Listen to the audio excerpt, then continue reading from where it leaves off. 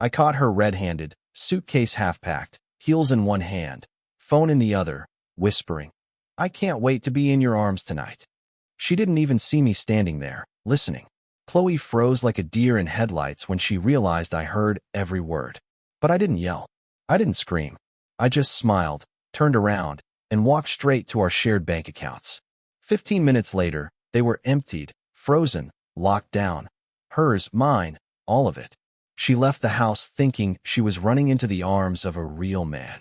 She didn't know she was running straight into homelessness. The next day, my sister called me, furious. "You ruined her dream trip with a real gentleman," she screamed into the phone. I chuckled. If he's such a gentleman, finding a new place to live shouldn't be a problem. She's homeless now. Her stunned silence was the sweetest thing I heard all week. But it didn't end there. Oh no, that was just the beginning. After I hung up on my sister, the house felt unnaturally silent.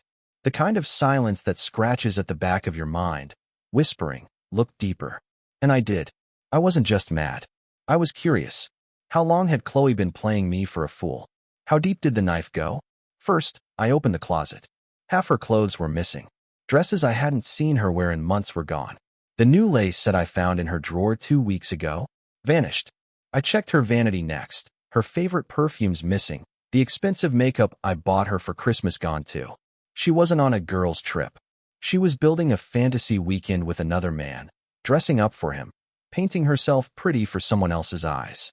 It stung, man, more than I thought it would. Every bottle, every missing necklace, every empty hanger, it screamed betrayal.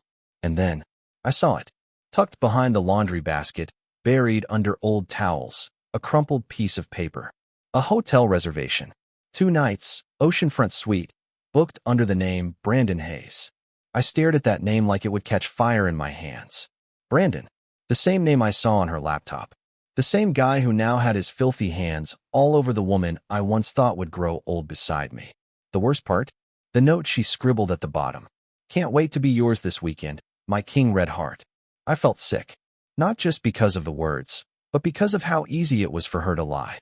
To smile in my face every morning. To kiss me goodbye while planning her next betrayal. I dropped the paper. I didn't need to see more. I already knew the truth, but the house, it kept revealing it anyway. Her laptop buzzed again. Another message from Brandon. "Did you tell your husband yet?" Faced with tears of joy. Her reply popped up seconds later. "Nope. He's too dumb to figure it out." Faced with tears of joy, faced with tears of joy, faced with tears of joy. The rage that boiled in me at that moment was like nothing I had ever felt before. It wasn't even about the betrayal anymore. It was about the disrespect. She didn't just cheat. She laughed at me behind my back, like I was some slow-witted fool who didn't deserve the truth. I didn't punch walls. I didn't scream. I didn't cry. I just sat there, staring at the messages, letting every single word burn itself into my memory. Because I knew one thing for sure. Chloe thought she won. She had no idea the game had just changed. And if she thought she was walking away with anything but heartbreak, she was about to learn what real betrayal felt like. Chloe came back 2 days later. Not even a guilty look on her face. No shame. She walked through the door like she owned the place, dragging her suitcase behind her, sunglasses perched on top of her head like some kind of celebrity. I sat in the living room, arms crossed, waiting. She froze for half a second when she saw me, but then, she smiled. That smug, fake smile that told me she thought she could talk her way out of anything. "Hey babe," she chirped, dropping her bag at the door. "Missed you." I didn't say a word. I just leaned forward, picked up her phone from the coffee table, and held it out to her. The screen was lit up, Brandon's latest message. "When are you telling your dumb hubby?" Faced with tears of joy. Chloe's face drained of color. For the first time in a long time, she didn't have a smart-ass comment ready. She just stood there, blinking, mouth opening and closing like a fish out of water. "You gonna answer him?" I asked, my voice calm. Too calm. She snapped back fast. Fake tears welled up in her eyes. "Babe, it's not what it looks like. I can explain." I laughed. Loud. Bitter. "Oh, you can explain? Please, enlighten me. I'm dying to hear this one." She rushed over, trying to grab my hands, but I pulled back.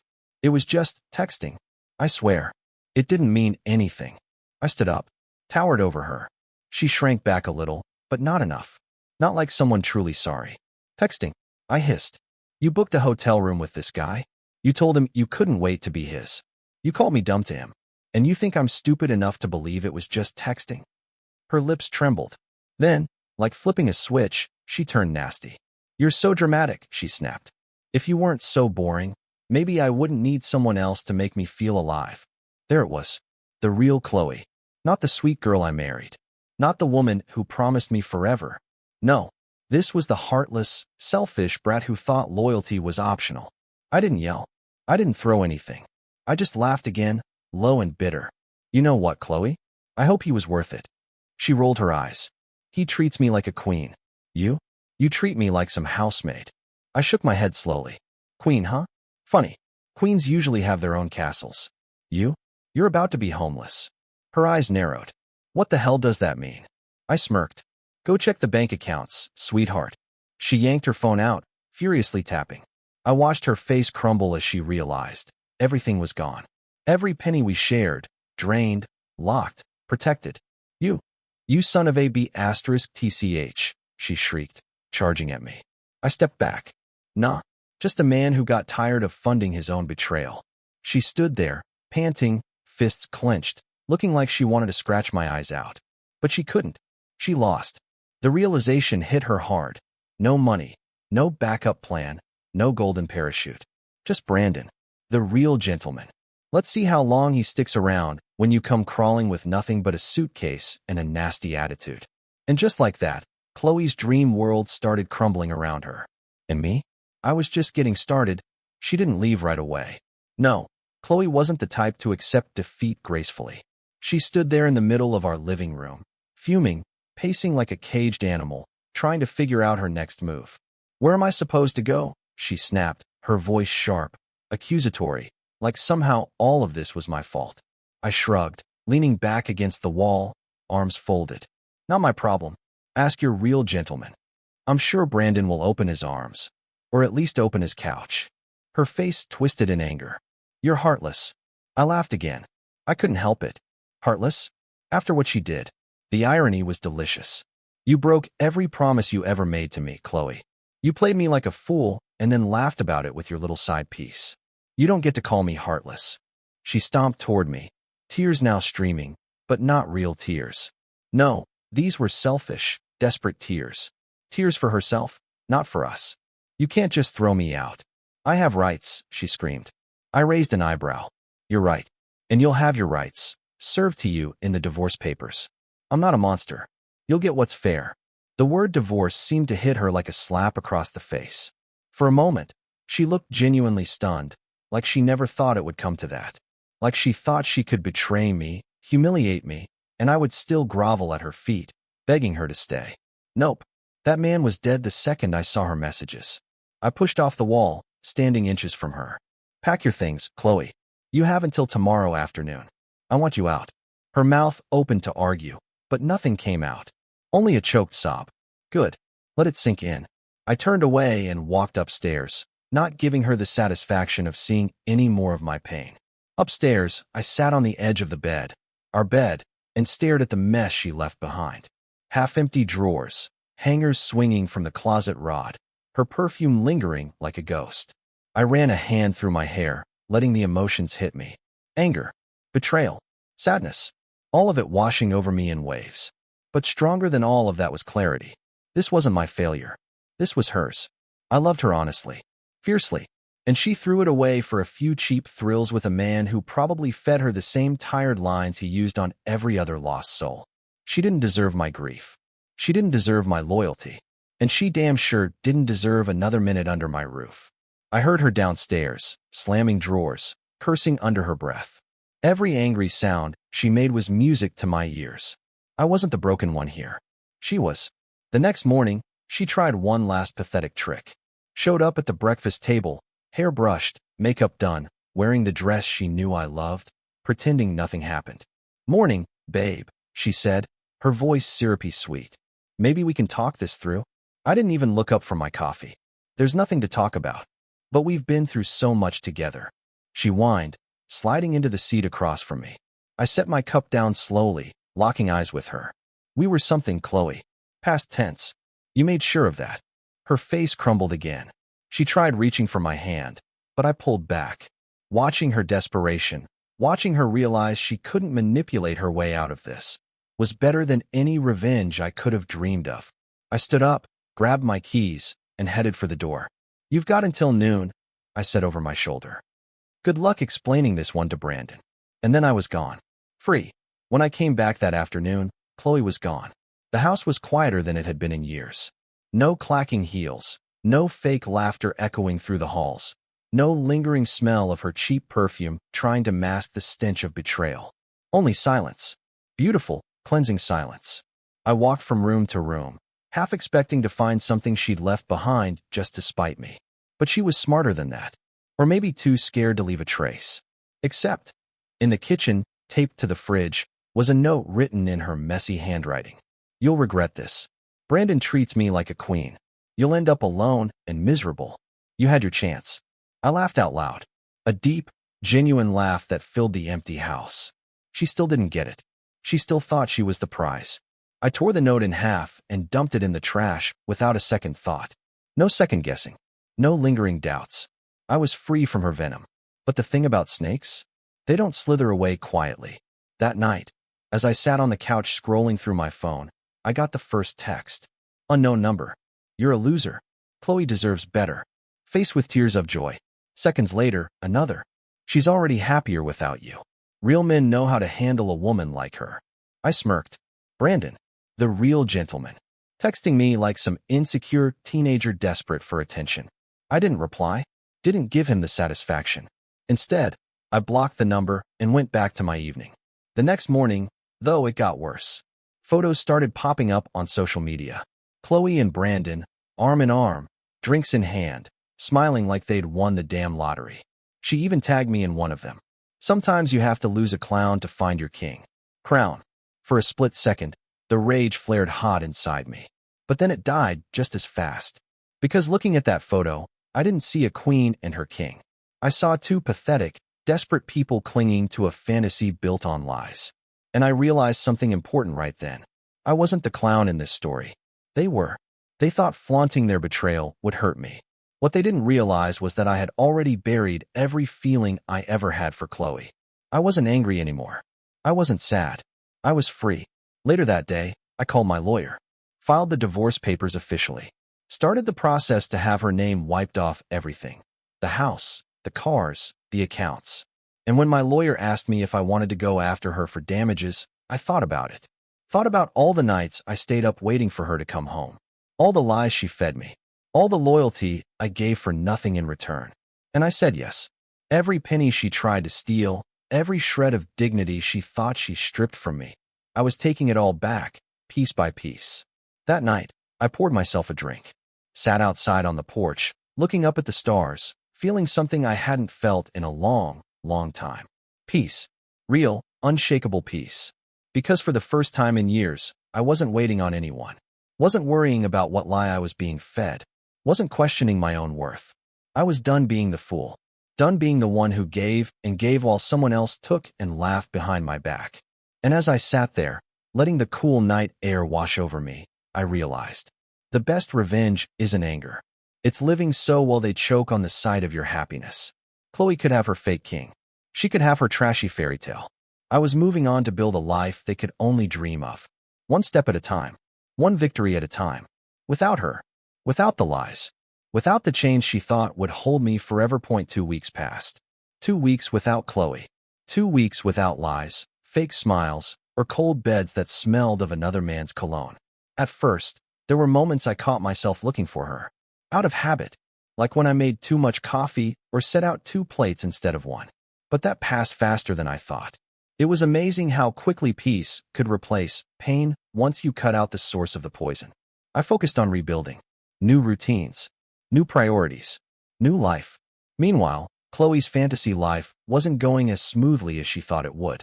Word traveled fast in our town. Faster than betrayal, even. Turns out, Brandon wasn't quite the gentleman she bragged about. One of my buddies from the gym, Kyle, ran into them at a bar downtown. He sent me a text that made me nearly spit out my drink laughing. "Bro, Brandon got kicked out.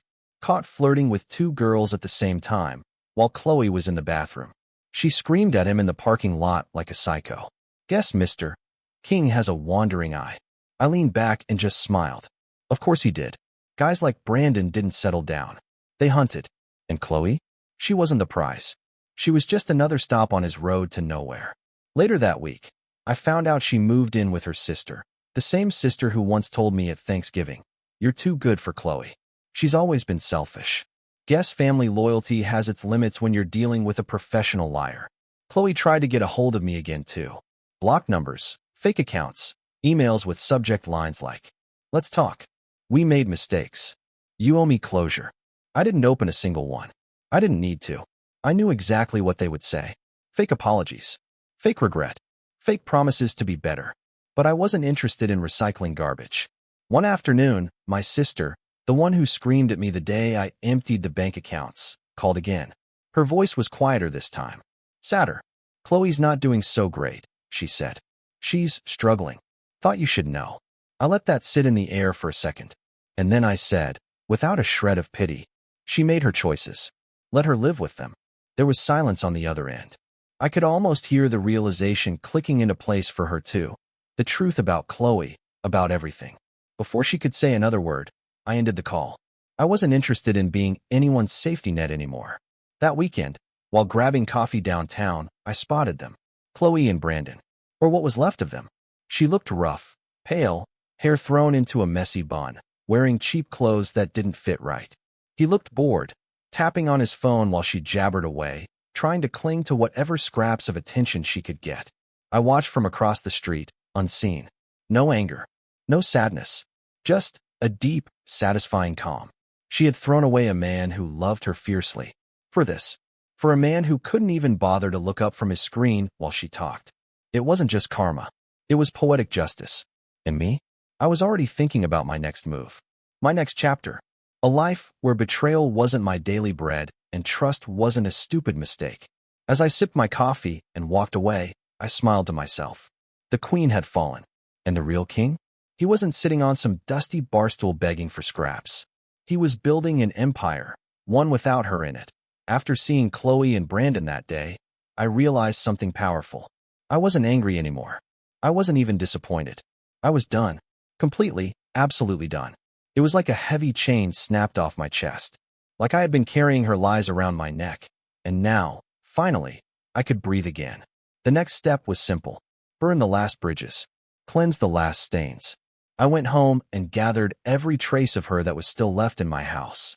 Old birthday cards, photos, little knickknacks she had insisted on buying during vacations. The kind of things that used to mean something. Now they just felt like evidence from a crime scene. I threw it all in a giant black trash bag. No hesitation. No second guessing. When I found our old wedding album shoved under a pile of books, I paused. Just for a second. There we were, smiling, laughing, pretending. Pretending we were invincible. Pretending love was enough. I flipped to the last page. There she was, staring up at me in her white dress, eyes full of lies she hadn't told yet. Promises she was already planning to break.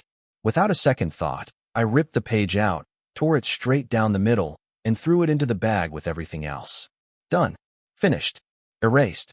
That night, I drove to a secluded spot by the river, tossed the bag into a burned barrel, and lit it up. The flames crackled and roared, eating every memory, every lie, every false smile. It felt better than any revenge. It felt like being reborn. As the last ashes floated into the night sky, I whispered to the darkness, "Thank you for leaving." And I meant it.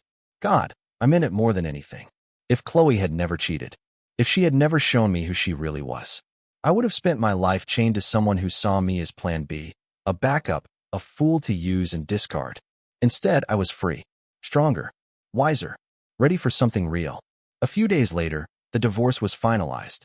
Simple, clean, brutal, no long speeches, no dramatic courtroom scenes, just a signature, a stamp, and the end of everything we once pretended to have. She didn't even show up. Send a lawyer instead, just like she had sent Brandon to replace me. Fitting, really. A relationship built on lies, ending with a signature from a stranger. I celebrated quietly. No big party. No wild night out. Just me, a cold beer, and the knowledge that I had survived the worst of it. One evening, about a week after the final papers came through, Chloe tried one last time. I was at the gym, finishing my workout, when I saw her standing by the exit. Hair curled, makeup on, fake confidence oozing from every pore. "Hey," she said softly, stepping into my path. I pulled out my earbuds, raising an eyebrow. Silent. Calm. Not giving her a single inch. I just wanted to say I'm sorry," she mumbled, wringing her hands. I didn't realize what I had until it was gone. I stared at her for a long moment. Not with hate. Not with anger. With indifference. The cruelest cut of all. "You didn't lose me, Chloe," I said, voice steady. "You threw me away. Big difference." She flinched, just slightly. Then tried again, desperation leaking into her voice. "Maybe we could just talk? Start over." I smiled. Not warmly. Not cruelly. Just done. "Fine, Brandon," I said simply. Maybe he's still looking for a queen.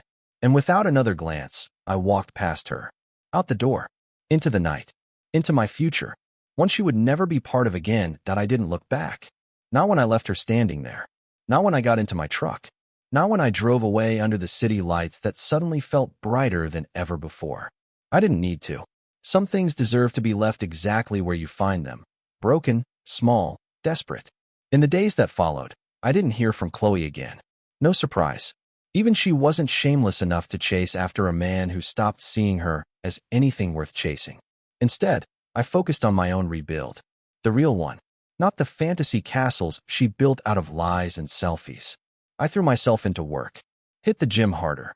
Caught up with friends I'd lost touch with while I was too busy playing husband to a fraud. Life started feeling good again. Not perfect. Not easy. But real. One evening, sitting on my back porch with a drink in hand and the stars wide open above me, I realized something powerful. Chloe did me a favor. The worst thing she ever did to me ended up being the best thing that could have happened. She forced me to see my worth. She forced me to remember that loyalty, love, and kindness are wasted on people who treat you like an option. I learned a hard truth. When someone shows you who they are, believe them the first time. Not after the second lie. Not after the third betrayal. The first time. Chloe was never going to be my partner in life. She was a test I had to survive. And survive I did. Better yet, I thrived. Looking back now, I laugh at the man I used to be, waiting for texts that never came, trying to fix things that were already shattered, thinking love alone could hold up a collapsing house. Love isn't enough when it's one-sided. Respect matters. Trust matters. And once those are gone, the love you have left isn't love anymore. It's just stubbornness dressed in a nice suit. I thought about what I'd say if another man ever found himself sitting across from me, broken by betrayal, drowning in questions. It would be simple, direct, honest. Walk away. Don't beg. Don't fight for someone who is already fighting against you behind your back. Cut the cord. Save yourself. Because you deserve better, and better is out there. Chloe taught me that. In the most brutal, unforgiving way possible. And for that, I'm strangely grateful. Because now, when I meet someone new, I don't look for fireworks. I look for consistency. I look for honesty that doesn't need to be earned with suspicion. I look for someone who isn't playing games behind my back while smiling to my face. And if I don't find it, I walk away with my head held high. No more bargaining with betrayal. No more second chances for liars. I owe it to myself. Every man who's been lied to, cheated on, humiliated, they deserve to hear this too. You are not broken because she broke her promises. You are not less of a man because she couldn't be loyal. You are not defined by someone else's disrespect. You are still whole. You are still worthy. You are still standing. And trust me, one day, you'll look back at her face, at her lies, at her betrayal, and you'll feel nothing but gratitude that she revealed herself before it was too late. You'll realize that losing her wasn't the loss. Keeping her would have been. I leaned back in my chair, took a slow sip of my drink, and smiled at the stars. The chapter was closed. The lessons were learned. The future was mine. And Chloe? She was nothing but a name I once knew.